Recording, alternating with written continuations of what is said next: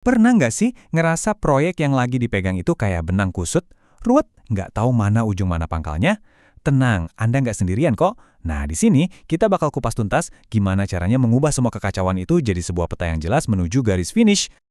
Oke, coba deh kita jujur-jujuran sejenak. Proyek yang lagi Anda kerjain sekarang itu lebih mirip jalan tol yang lurus dan mulus atau malah kayak petualangan masuk hutan belantara tanpa peta dan kompas?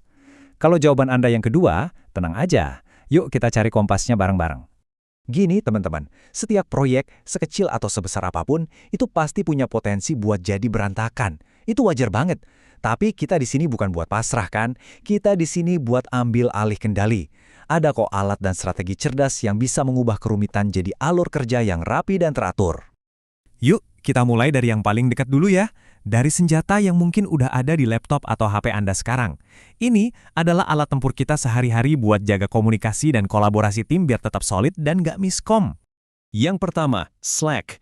Anggap aja ini kayak warung kopi digital tim Anda. Tempat semua obrolan, ide-ide brilian, sampai file-file penting bisa ngalir bebas. Jadi semua orang di tim mau kerja dari mana aja, tetap bisa nyambung dan nggak ketinggalan info. Terus ada Zoom, si ruang rapat andalan. Ini bukan cuma buat meeting formal loh, ini penting banget buat nyamain frekuensi, baca ekspresi muka, dan mastiin semua orang beneran paham arahnya kemana. Jadi nggak ada lagi tuh salah paham gara-gara salah interpretasi chat. Dan pastinya ada si lemari arsip pintar ini, Google Workspace. Semuanya ada di sini dan saling terintegrasi. Mulai dari dokumen, spreadsheet, jadwal, email, inilah fondasi yang bikin roda produktivitas tim kita bisa terus muter setiap hari.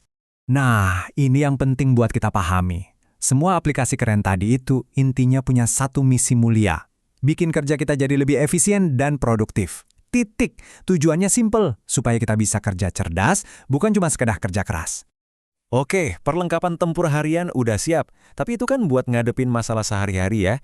Kalau mau menangin perang proyeknya secara keseluruhan, kita butuh sesuatu yang lebih. Kita butuh peta strategi yang nunjukin gambaran besarnya. Emang sepenting apa sih peta ini? Penting banget, karena dengan peta ini kita bisa ngasih kepastian jadwal.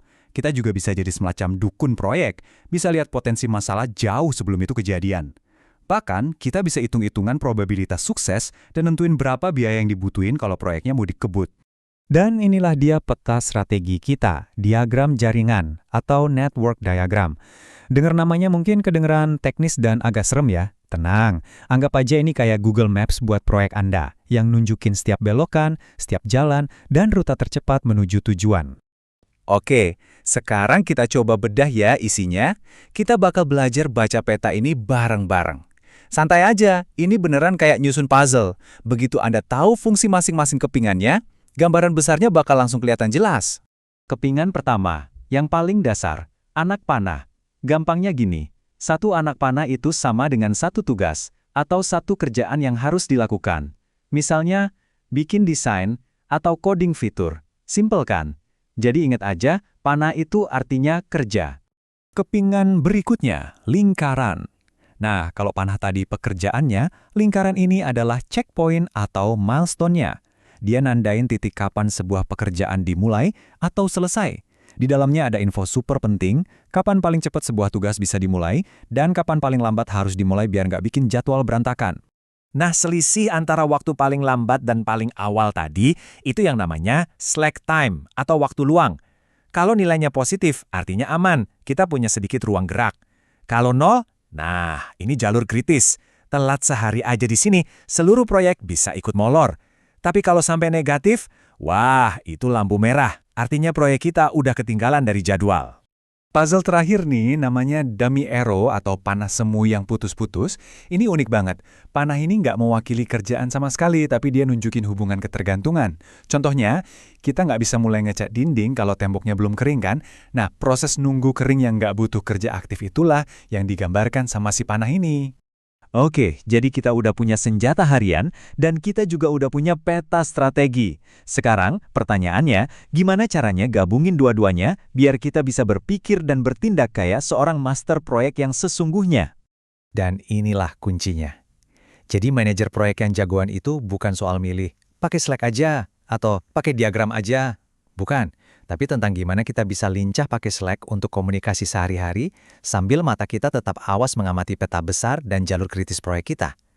Ini soal menjadi kapten kapal sekaligus navigatornya. Dengan menguasai keduanya, Anda nggak lagi jadi pemadam kebakaran yang sibuk lari ke sana kemari ngurusin masalah dadakan. Anda jadi seorang arsitek yang dari awal udah merancang jalan mulus menuju kesuksesan.